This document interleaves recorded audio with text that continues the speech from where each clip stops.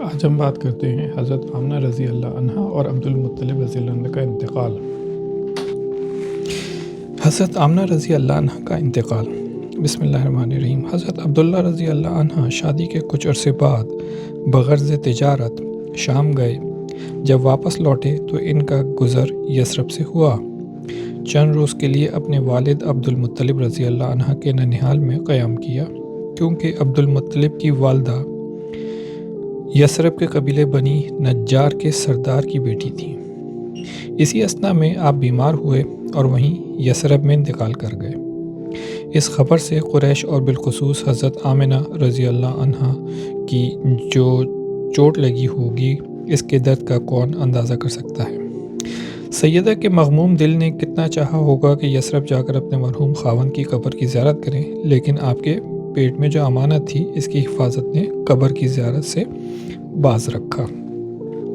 یہاں تک کہ حضور صلی اللہ علیہ وآلہ وسلم پیدا ہوئے اور جب آپ نور نظر کی عمر 6 برس ہو گئی تو حضرت آمنہ رضی اللہ عنہا نے اپنے سسر حضرت عبد المطلب رضی اللہ عنہ سے اجازت چاہی کہ یثرب جا کر اپنے خاوند کی قبر دیکھ سکے۔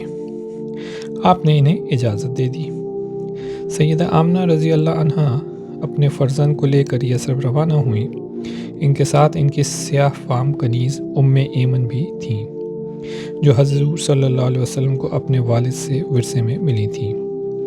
تقریباً 1 ماہ مدینے میں گزارنے کے بعد جب حضرت آمنہ رضی اللہ تعالی عنہا کی مکہ روانہ ہوئیں تو راستے میں ابوا کے مقام پر حضرت آمنہ بیمار ہوئیں اور انتقال فرما گئیں۔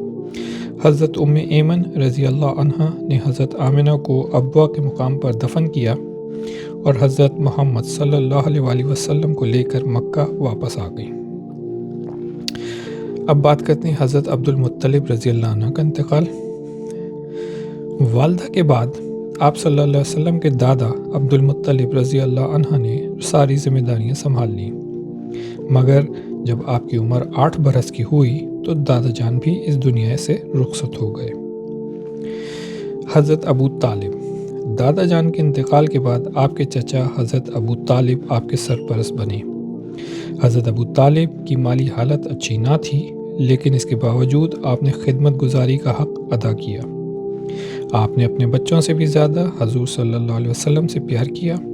ایک لمحے کے لیے بھی اپنی آنکھوں سے اوجھل نہ ہونے دیتے۔ رات کو سوتے تو حضور صلی اللہ علیہ وسلم کو اپنے پہلو میں لٹاتے۔ کھانے کا وقت ہوتا تو اس وقت تک دسترخوان نہ چنا جاتا جب تک حضور صلی اللہ علیہ وسلم تشریف نہ لاتے۔ اپنے چچا کے دسترخوان پر جب شریک ہوتے تو اس کی برکتیں بھی ظہور پذیر ہوتیں۔ اگر آپ کے بچے کے بھی حضور صلی اللہ علیہ وسلم کے بغیر کھانا کھاتے تو کھانا پورا نہ ہوتا اور وہ بھوکے اٹھ آتے، لیکن جب حضور صلی اللہ علیہ وسلم تشریف فرما ہوتے تو سارے خوب سیر ہو کر کھاتے اور کھانا بھی بچ جاتا۔